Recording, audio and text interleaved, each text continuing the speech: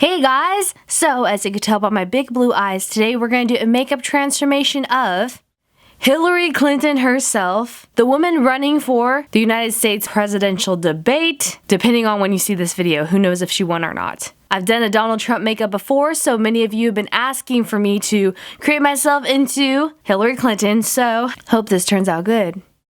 First of all, I'm definitely going to put my hair in a wig cap because Hillary Clinton has blonde, short hair and I have long brown hair, so that's going to have to change later. I'm making sure I'm going to bobby pin down my wig cap because you don't want any of the hairs poking through. And then you want to get a toner or makeup remover to remove all the excess oil to have a completely clean, clear face. A blank canvas to paint on someone who could possibly be the first female president. We will see how the voting turns out, how my face turns out. I'm so excited to do this.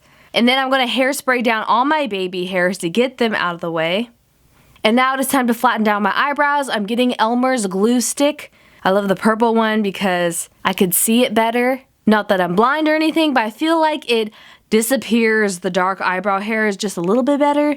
And in between each layer of glue, I'm going to do multiple layers with translucent powder because Hillary Clinton has very thin eyebrows and they're totally different than mine. So instead of trying to paint over my bushy eyebrows that are a lot bushier compared to hers, I am going to create brand new eyebrows like a magic trick, abracadabra them brows on. You want to make sure each layer of glue completely dries after you powder it before moving on to the next layer. And since Hillary Clinton is a lot older than me, I'm going to do an old age makeup starting with some liquid latex. I'm going to get some disposable makeup sponge and a weird large spoon to put in my mouth to make my cheeks protrude, which looks very odd. No matter how you do this, you will look strange, confused, weird. But you want to do thin layers of liquid latex. Let it completely dry and powder it down before letting your cheeks go, meaning taking that spoon out of your mouth like you've been eating way too many carbs, which I do every single weekend. You want to do this 2 or 3 times on each side of your cheek to get that very aged look. Depending on how many years you want to age yourself, you want to do more layers of liquid latex. I want to age myself about over 30 years, so I'm going to do 3 layers of liquid latex on each cheek. That's about 10 years a layer, if my calculations are correct. You really want to use a hairdryer while doing this so you don't sit here for a million years and really age yourself. And once your cheeks are stippled on and dried, you're going to move on to them eyebrows because many people get frown marks on their eyebrows. I've been studying Hillary Clinton's face and she definitely has frown marks, depending, I guess, if she doesn't get her way in presidential debates. But everybody gets like that if they get upset or angry or just look at the sun too much. Donald Trump definitely has wrinkles in between his eyebrows. Like I said, I'm not picking sides.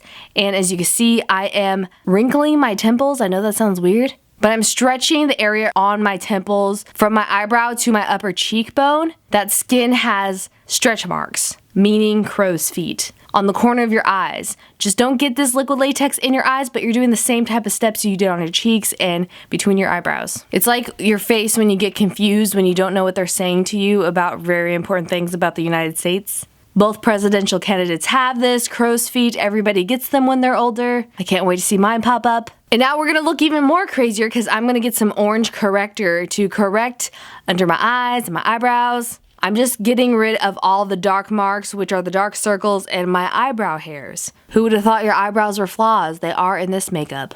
You're starting to look crazy, like some orange caterpillars are attacking your eyebrows and under your eyes, but that's okay, you're doing it correctly.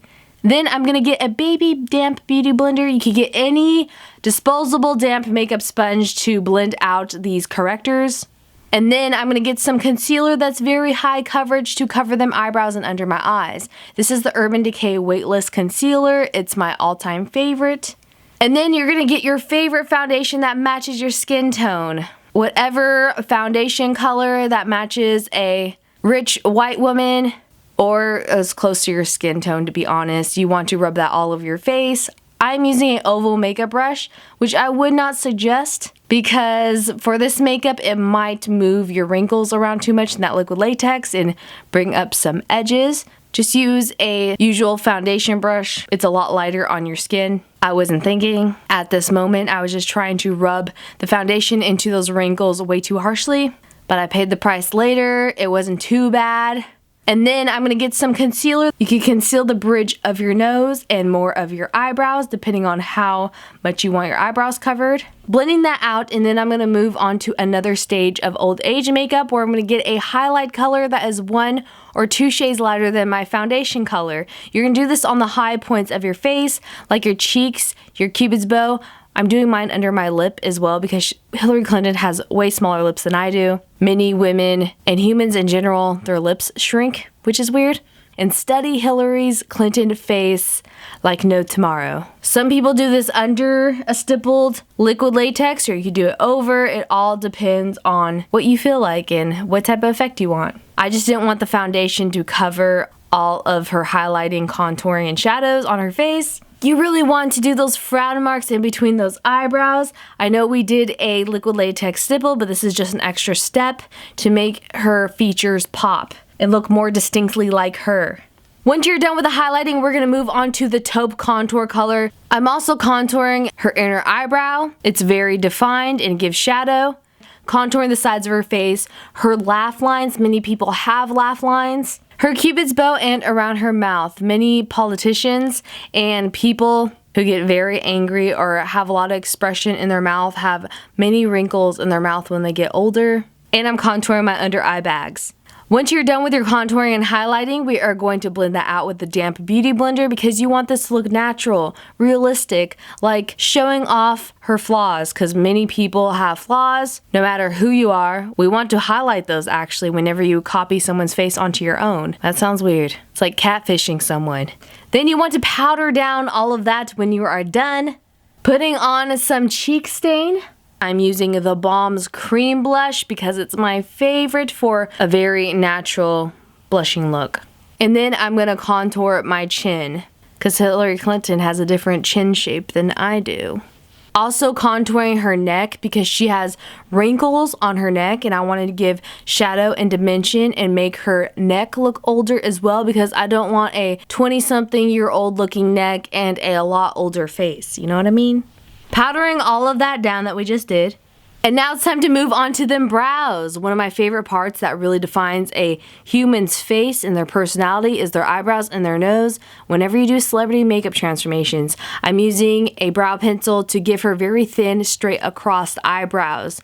Hillary has very definite, distinct eyebrows that are different than mine. They're kind of a modern 1920s style, but a little bit thicker than the 1920s and a little bit more natural than the straight lines you saw in the 1920s. But they still remind me of that because they're very sad and thin. Not being mean, just replicating what I see, and I'm contouring around the sockets of her eyes in some cream colors that are taupe and the bridge of her nose because her nose is a lot different than mine. And I'm also going to contour in between them eyebrows that we did wrinkles before, just make them stand out more.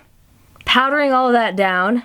Then I'm getting a alcohol paint. If you do not have alcohol paints, you do not want to get alcohol paint in your eye, you could definitely use a light color, light brown lipstick or a cream paint very lightly. And do old age spots. Hillary Clinton has old age spots. I hate to break it to you, girl, but you do. Many people do. And I'm going to get a taupe light brown color with the orange stipple sponge and stipple on some shadows around my face to make it look more realistic and give it definition. This also goes into those wrinkles of the liquid latex stipple that we did before and makes those stand out more. If you practice enough makeup and feel like you could graduate onto alcohol paints, it's so magical, it's water resistant and looks so realistic. And now time for the nitty gritty. We're gonna get into Hillary Clinton's beauty makeup routine. She does a simple black semi-weird smoky eye. I say weird because it's like she just takes a crayon eyeliner pencil like the old school kind and smears it a little bit. Definitely a thicker line on the top eyelash and some on the bottom eyelash smeared a little bit. I'm just using a Rimmel Black Kohl eyeliner that's drugstore. But literally this is all it looks like she does to her face in the eye department, other than some light curling of the lashes and some mascara to top it off, because it looks like she does not wear falsies whatsoever. Now to move on to the lips that have been a pair that have kissed Mr. Bill Clinton's face, probably.